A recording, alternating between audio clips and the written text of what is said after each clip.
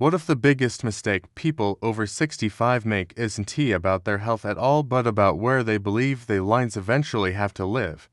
Most seniors are quietly told a single story: if you live long enough, lose a little strength, or need help, a nursing home is inevitable. But here's the mystery that almost no one explains clearly: millions of older Americans are avoiding nursing homes entirely, living with more freedom, more dignity, and often better health outcomes. How are they doing it? And why does this option rarely come up until a crisis forces a rush decision? The early clues are everywhere. You've heard of seniors who stay in their own homes well into their 80s. You've seen couples redesign their lives instead of relocating. You may even know someone who left a facility and got better, not worse. Yet the system keeps pointing people in the same direction. Something essential is missing from the conversation, and it's costing families freedom, money, and peace of mind. To understand why better alternatives exist today, we have to follow the cause and effect timeline that leads so many people toward nursing homes in the first place. The origins of the issue begin far earlier than most expect: in early adulthood. In their 20s and 30s, Americans are taught to prioritize productivity, not longevity. Homes are bought for convenience, not aging. Careers are built with little thought to future flexibility. According to long-term data from the U.S. Census and Housing Studies, most adults do not plan for aging in place until their late 50s or early 60s. The cause is set early. Environments and lifestyles that work well when you restrong become barriers later. No problem yet, just a delayed effect. Then come the changes that start quietly in the 40s. This is when health patterns begin to shift subtly. Muscle mass declines. Recovery takes longer. Parents age and caregiving enters the picture. Research from the National Institute on Aging shows that adults in their 40s and 50s often experience the first care shock, realizing how quickly independence can change. But instead of adjusting housing or support systems, most people push the thought away. Nursing homes become a vague future solution, not something to question or redesign. Now the shift after 70 that most people ignore. This is where the system quietly tightens. After 70, falls increase, medication use rises, and family concern intensifies. According to CDC data, nearly 36 million falls occur each year among older Americans. Fear enters decision-making. Doctors focus on safety. Families focus on liability. And slowly, the idea forms that independence and safety are opposites. They are not, but once that belief takes hold, options narrow fast. The breaking point usually arrives suddenly. A fall, a hospitalization, a spouse dies. A short rehab stay turns into a long-term placement. Studies show that more than half of nursing home admissions in the U.S. happen after an acute medical event, not because someone planned it. This is where the mystery becomes painful. Families look back and say, "We didn't know there were other options, but they were just not explained clearly or early enough." Then comes the fallout. Nursing homes are expensive, often exceeding $90,000 per year according to Genworth's Cost of Care survey. Emotionally, residents report loss of autonomy as one of the most distressing aspects of institutional living.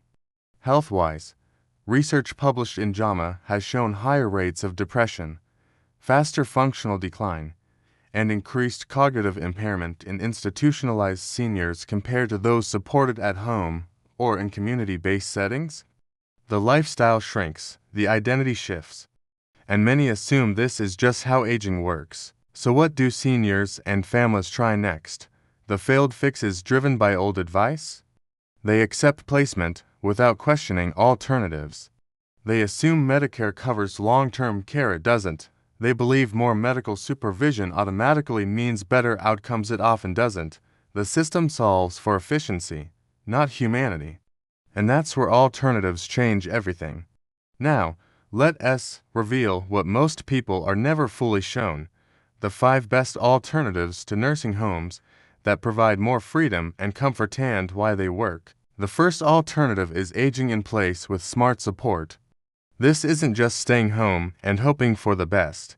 Research from AARP shows that nearly 77% of adults over 50 want to age in place, and those who receive coordinated home support like part-time caregivers, home modifications, and remote health monitoring maintain independence longer. Grab bars, stair lifts, medication management, and weekly help cost a fraction of institutional care. Cause and effect flips. Support adapts to the person, not the other way around. The second alternative is assisted living, but with eyes open. Not all assisted living is the same, and this is where hidden risks and benefits matter. Facilities that emphasize autonomy, private apartments, and flexible schedules show better mental health outcomes than rigid, hospital-like models. Large surveys from the Assisted Living Federation of America show residents retain more mobility and report higher life satisfaction when choice is preserved. The mistake is assuming all senior housing is equal.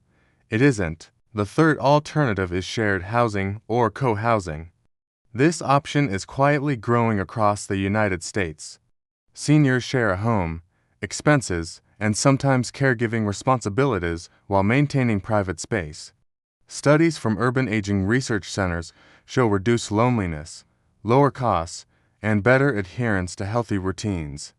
The benefit most people miss: mutual accountability. People move more, eat better, and stay engaged because life happens around them. The fourth alternative is adult family homes or small residential care homes. These serve fewer residents, often 4 to 6 people in a real house, not an institution. Research from state health departments shows these environments reduce behavioral symptoms in dementia and increase satisfaction for residents and families.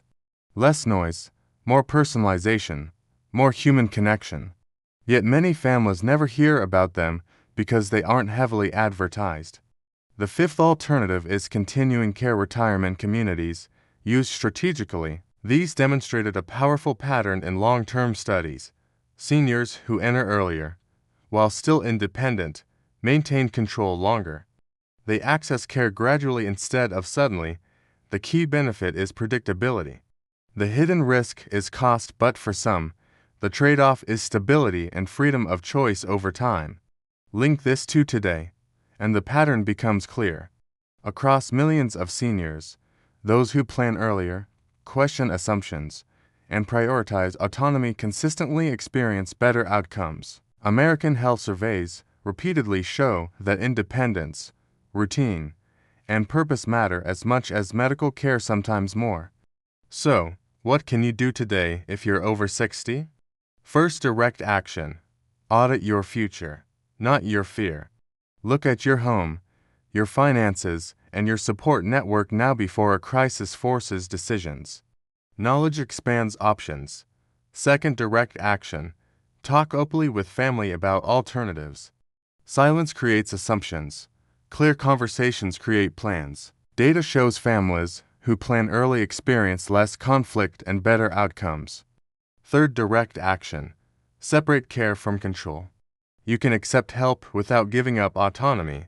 Every good alternative is built on that principle. Here's the clear warning backed by evidence. Waiting for a crisis dramatically limits choices and increases cost. The earlier planning starts, the more freedom remains. And here's the open thought to carry into the next video. What if the future of aging isn't about where you live but how much control you keep? If this opened your eyes, take a moment to like this video and share it with someone who believes a nursing home is the only ending. And for the next chapter, where we break down how to protect independence even after a medical emergency, subscribe now. The story of aging doesn't end where you've been told it does.